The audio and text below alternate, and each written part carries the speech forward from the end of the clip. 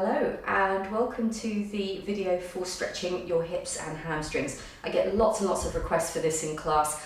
It's often not the most comfortable session to do, so lots and lots of breathing. This is that kind of standing joke in yoga where we talk about feeling sensation.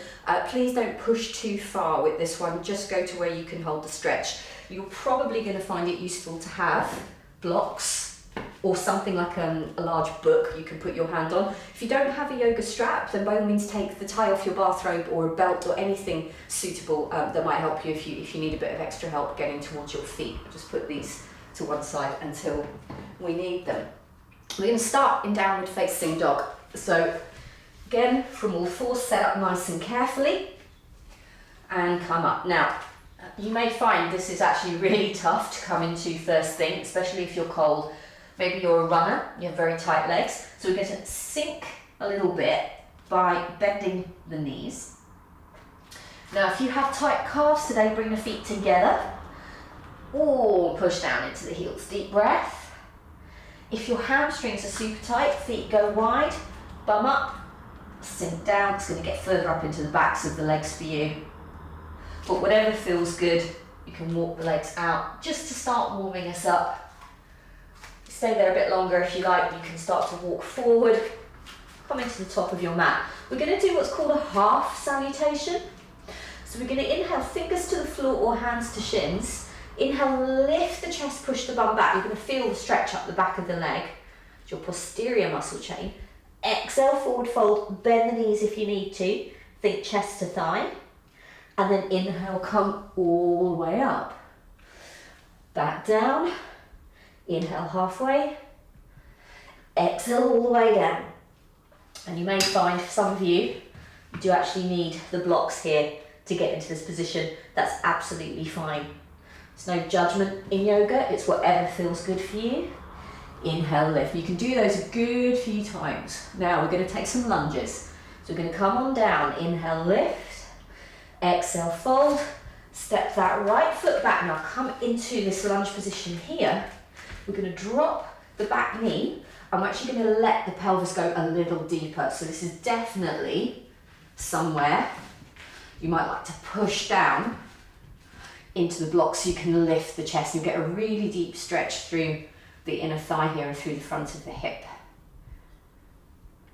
You can release the toes, you can have the toes flexed, whatever you like. Just breathe into it again, stay here as long as you want. It's okay, we can move on and do the other side. We can tuck the toes, come up, and we can just swap over. And you can stay up nice and high here if you like, or you can just drop the knee, release the toe, and again, drop down into that stretch. Keep lifting the chest, pushing down into the blocks.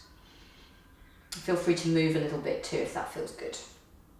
When you're ready, you might want to keep the blocks handy for this if you can't reach the floor. I'm going to wiggle my front foot forward a little bit, so that I can come onto the heel and sit back in what's called runner's lunge. Now, my toes are pulled towards me, my chest is lifted, and again, if you find that hard, blocks are good. I'm just going to hold here and breathe into it. If you have a little more, inhale, lift, exhale, elbows wide, chest towards the shin. I don't have a great deal of flexibility there, so I'm not going to worry too much.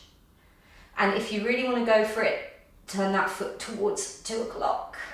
A little bit more on the outside of the leg there. Again, hold these for as long as you like. You can always press pause. And then come back to center. I'm just going to inhale forward. Exhale, shift back. So moving stretch.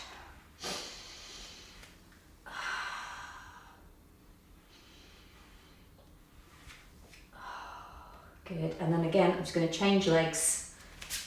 Put back. Come into the runner's lunge. Hold for a few breaths. Again, you can take it down if you like. You can go more towards 10 o'clock if that feels good. Again, keep the chest lifted.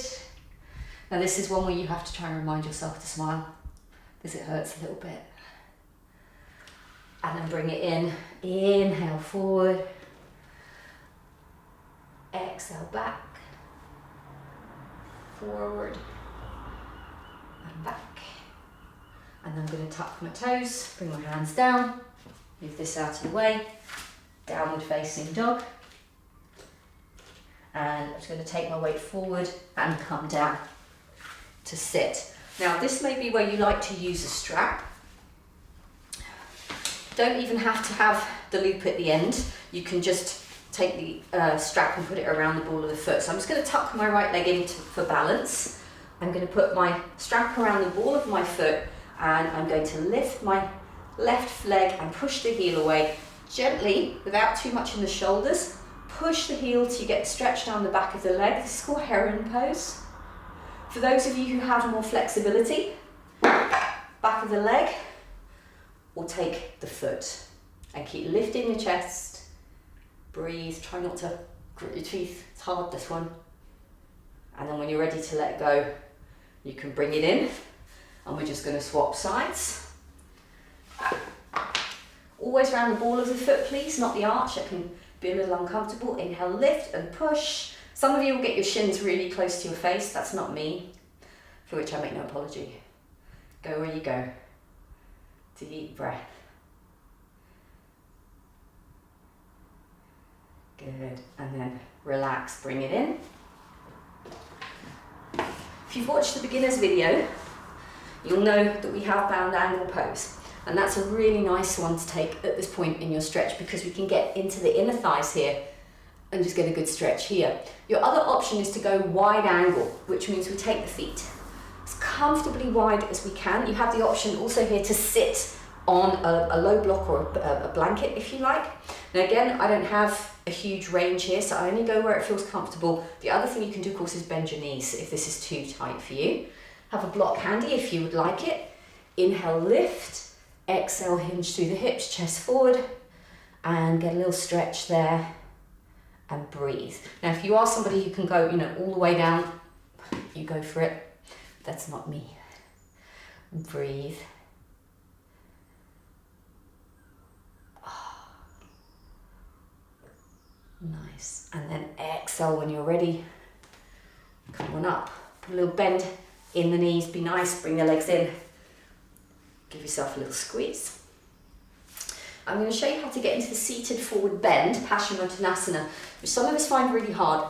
Now, if your hamstrings are very flexible, you may be able to do it the traditional way, which means we flex the feet, so pull the toes towards you, roll your thighs together, inhale, lift up tall, and again, hinge from the hips, take the chest forward, walk it out.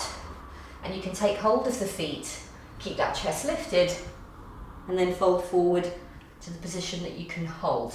I actually find that really uncomfortable myself. I recommend you have bent knees, feet wide, chest to thighs, hold the feet. Inhale, lift, take the stretch, and then walk your bottom back to where it feels like a comfortable position, and then relax down.